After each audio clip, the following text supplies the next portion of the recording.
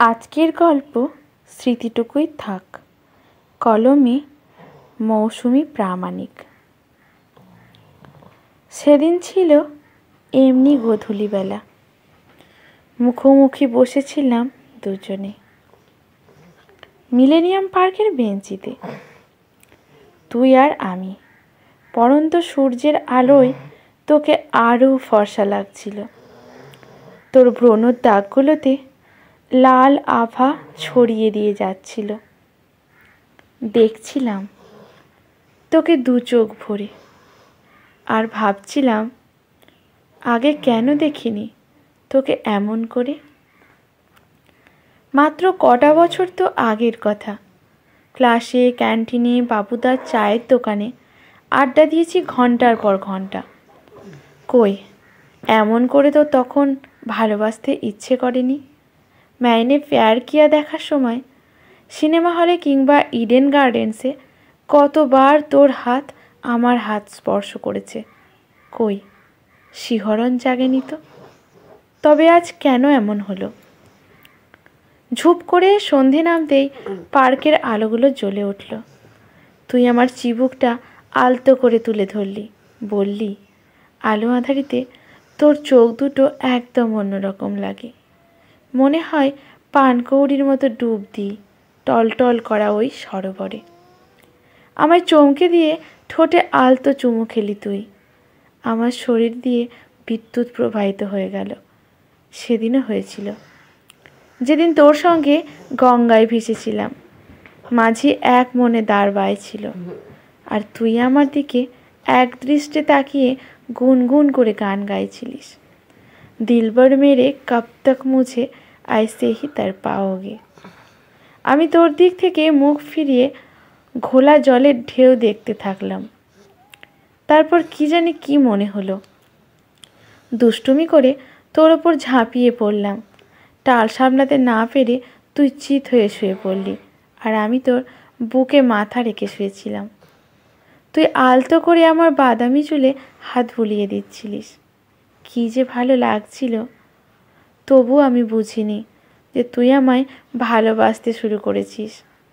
যখন তুই পাপিয়ার সঙ্গে ঝগড়া করে সম্পর্ক শেষ করে দিলি, সেদিনও অনুভব করিনি যে তুই আমার জন্যই। দক্ষিণেশ্বরে গঙ্গার ঘাটেই তোদের মধ্যে ঝগড়া হচ্ছিল। আমি, সুমন আর দেবজিতের সঙ্গে দূরে দাঁড়িয়ে সব লক্ষ্য করছিলাম। তারপর তুই আমাকে প্রপোজ করলি পিকনিকের দিন ব্যান্ডেলে। সেও তো সেই গঙ্গার ঘাটেই। আমি ঠাস করে তোকে চড় কষিয়ে দিলাম, বললাম, আমরা শুধুই বন্ধু। যদি ওটা ভুলে গিয়ে থাকিস, তাহলে আমার সঙ্গে আর যোগাযোগ করার চেষ্টা করিস না। তুই করিসনি যোগাযোগ আর, কিন্তু আমি করেছিলাম। ফোন তোর ল্যান্ডলাইনে।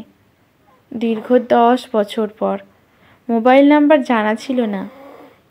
তোর প্রিয় বান্ধবী, তোর বেস্ট ফ্রেন্ড সদ্য স্বামীহারা হয়েছে শুনে তুই আর অভিমান করে থাকতে পারিসনি।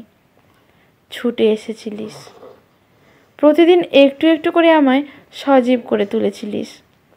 আমিও তোকে আমার সবটুকু দিতে প্রস্তুত হয়ে গিয়েছিলাম। কতদিন হাতে হাত ধরে হেঁটেছি দুজনে গঙ্গার পাড় দিয়ে।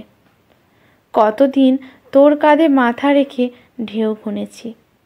আমরা কোথায় যেন হারিয়ে যেতাম রোজ রোজ। মনে পড়ে নির্মাল্য? জানি তোর মনে পড়ে। আর মনে পড়লেই রাগে গড়গড় করতে থাকিস তুই। আধ বোতল ব্ল্যাক ডগ গলায় ঢেলে আমার নাম্বার ডায়াল করিস। আমি হ্যালো বললেই শুরু হয়ে যায় তোর গালি বর্ষণ। কি করে পারিস রে? কি করে এত খারাপ কথা বলতে পারিস তুই? এটা জেনেও যে আমি তোকে ভালোবাসি, খুব ভালোবাসি আজও। তুইও তো আমায় ভালোবাসিস। সেদিন তো দুজনেই ডিসাইড করেছিলাম যে সরে আসব। তুই বিবাহিত, তোর স্ত্রী আছে, মেয়ে আছে। আমরা কি ওদের ঠকাতে পারি? পারি না তো, বল। তাই তো সরে আসতে বাধ্য হয়েছিলাম। জানি তোর রাগ করাটা স্বাভাবিক। সেদিন যদি তোকে আমি প্রত্যাখ্যান না করতাম, তোর প্রপোজাল রিজেক্ট না করতাম, তাহলে হয়তো আমরা দুজনে আজও না। তারপর থেকে আর গঙ্গার ধারে যাওয়া হয়নি, ভেলপুরি ফুচকাও খাওয়া হয়নি, স্কুপে আইসক্রিমও খেতে আসিনি। তুই আসিস হয়তো বিদিশা আর টুম্পাকে নিয়ে, তখন তোর আমার কথা মনে পড়ে নিশ্চয়ই মনে পড়ে সেই বৃষ্টি ভেজা দিনের কথা। উথাল পাথাল ঢেউ উঠেছিল নদীতে, তোর দুহাতে হাত রেখেছিলাম আমি, বলেছিলাম ভালোবাসি তোকে। তুই তোর মুঠিতে শক্ত করে ধরে রেখেছিলিস আমার আঙুলগুলো, বলেছিলিস ভালোবাসি তো। আমাদের ভালোবাসা হারিয়ে যায়নি রে নির্মাল্য, হারিয়ে যেতে পারে না। বহমান নদীর স্রোতের মতো ভেসে চলবে অনন্তকাল ধরে, বন্ধনহীন সে চলা। ভালোবাসাকে যে বাঁধতে নেই বন্ধু। তাই সেই ভালো লাগা ক্ষণ, ভালোবাসার মুহূর্তগুলো না হয় স্মৃতি হয়ে বেঁচে থাক তোর মনে আর আমার হৃদয়ে। আজকের গল্পটি এখানেই সমাপ্ত। ভালো লাগলে লাইক, শেয়ার, কমেন্ট করে পাশে থাকবেন এরকম সুন্দর সুন্দর গল্প পাওয়ার জন্য। ধন্যবাদ।